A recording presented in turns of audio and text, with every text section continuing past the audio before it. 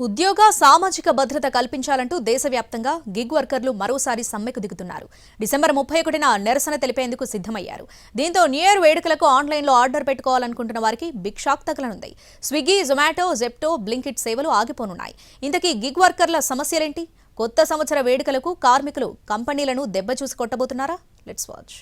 దేశవ్యాప్తంగా లక్షల మంది గిగ్ వర్కర్స్ వివిధ ప్లాట్ఫామ్స్లలో పనిచేస్తున్నారు. ముఖ్యంగా మెట్రో, టైర్ 3 సిటీస్లలో అధికంగా గిగ్ వర్కర్స్ ఉన్నారు.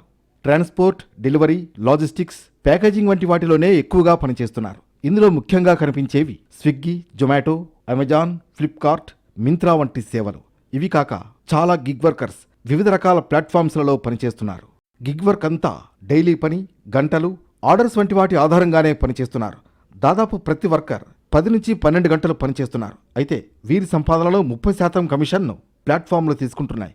దీంతో శ్రమదోపిడీ అవుతోందని, కనీస ఉద్యోగ జీవిత భద్రత లేదని గిగ్ వర్కర్స్ చెబుతున్నారు. దీనికి పరిష్కారంగా నూతన చట్టంతో పాటు ప్లాట్ఫామ్ కంపెనీలపై చర్యలు తీసుకోవాలని గిగ్ వర్కర్స్ డిమాండ్ చేస్తున్నారు.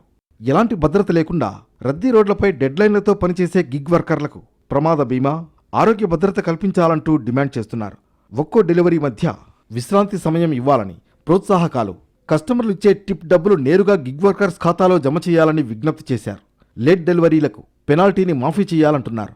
అన్నింటికంటే ముఖ్యంగా 10 నిమిషాల డెలివరీ నిబంధనలను ఎత్తివేయాలని పట్టుబడుతున్నారు.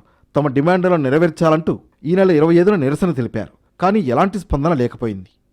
10 నిమిషాల డెలివరీ ఏదైతే ఉందో అన్ని ప్లాట్ఫామ్ కంపెనీలు వెనకాల తీసుకోవాలి. రెండోది పేమెంట్ ఏదైతే పేఅవుట్ ఉందో, పాత పేఅవుట్ ఏదైతే విధంగా ఇస్తుంటేనే మీరు అదే విధంగా పేఅవుట్, పాత పేఅవుట్ ఇవ్వాలి అన్ని ప్లాట్ఫామ్ కంపెనీస్ అనేది ఒక రేట్ నిర్ధారణ చేయాలి. కంటిన్యూస్గా వర్కర్ల ఐడీస్ బ్లాక్ ఏదైతే చేస్తున్నారో దానిపైన ఈ ప్రధానంగా 3 డిమాండ్లు భారతదేశ వ్యాప్తంగా అందరు వర్కర్లు ఐక్యమై వేలాది మంది, లక్షలాది మంది ఈ దీనిపైన గొంతెత్తడం జరుగుతుంది. సమ్మెలో పాల్గొన్న కార్మికుల ID black, algorithm based issues create చేయడం వంటివి చేస్తున్నాయి కంపెనీలు. ఇక సంస్థలకు వ్యతిరేకంగా మాట్లాడితే బెదిరింపులు, వేధింపులకు పాల్పడుతున్నారని చెబుతున్నారు కార్మికులు. ఇక తమ విషయంలో ప్రభుత్వం జోక్యం చేసుకుని వెంటనే సమస్య పరిష్కారానికి కృషి చేయాలని కోరుతున్నారు.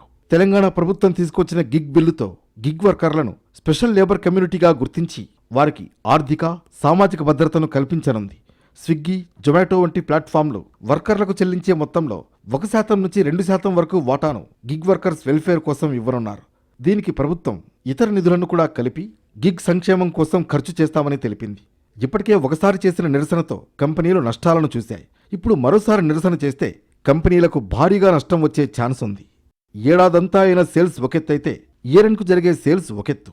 సో కార్మిక కొరత ఏర్పడితే భారీ నష్టం వాటిల్లే అవకాశం ఉంది.